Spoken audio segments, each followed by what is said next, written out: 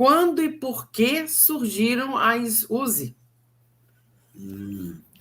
As USE surgiram depois. As primeiras que surgiram foram as federações. Federação Espírita do Estado de São Paulo e a Federação Espírita do Estado do Rio de Janeiro. Com o tempo, outras instituições federativas surgiram. Por quê? Porque como a gente não tem a obrigação de se filiar a uma determinada instituição, alguns centros espíritas disseram, não, eu não concordo com a maneira como a federação está se conduzindo. Eu acho que isso não está correto. E aí decidiram criar uma outra instituição para se filiarem a ela. Com o tempo, a filiação das instituições espíritas junto a essas instituições novas, como a USERJ e a USE São Paulo, se tornou muito expressiva. E aí, nas reuniões do Conselho Federativo Nacional, entendeu-se que essas instituições representariam melhor os seus estados. Então, houve, lá atrás, uma alteração da Federação Espírita do Estado de São Paulo em vez de ser a FEESP, pela USE São Paulo. No estado do Rio de Janeiro, a Cris fala até melhor do que eu sobre isso, nós tivemos um período que foi a USERJ, e agora é o Conselho Espírita, não é isso, Cris? É isso. Tinha a Federação Espírita do Estado do Rio de Janeiro, e, por outro lado, né, dentro desse espaço, né, de flexibilização, existia a USERJ, a União das Sociedades Espíritas do Estado do Rio de Janeiro. Em determinado momento histórico, no tempo, a USERJ passou a ter uma maior representação, uma maior legitimidade para representar os anseios do próprio público espírita, movimento espírita do Estado do Rio de Janeiro, e ganhou assento no Conselho Federativo Nacional.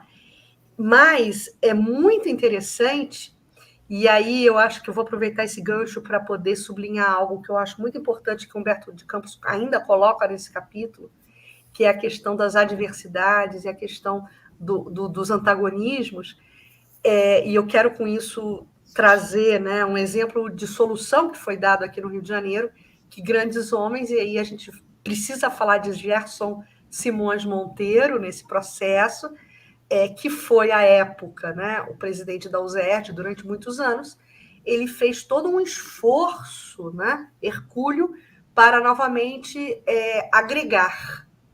E aí, a partir desse esforço de agregação do Gerson e de demais companheiros à época, que compunham a direção da USERJ, criou-se essa linha de diálogo com os representantes da federação, e nessa síntese surgiu o CERJ, Conselho Espírita do Estado do Rio de Janeiro, que é uma síntese, é a fusão, né?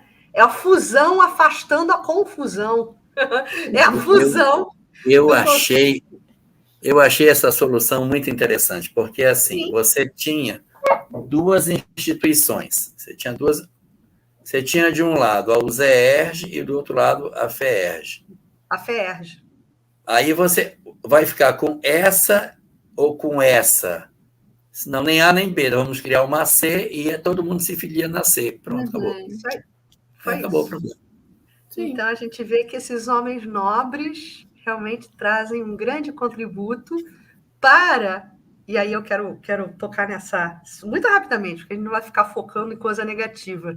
Mas para a principal fissura ou o principal elemento antagônico que pode tisnar, digamos assim, esse movimento federativo, esse movimento de unificação, que é o personalismo.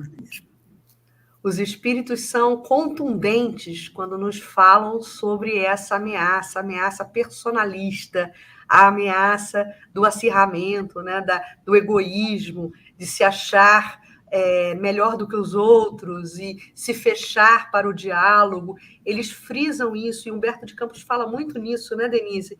O tempo todo também nesse capítulo, né, ele traz, inclusive, a culminância do capítulo falando sobre a questão do personalismo, que deve ser definitivamente erradicado do movimento espírita quando os homens se melhorarem, né?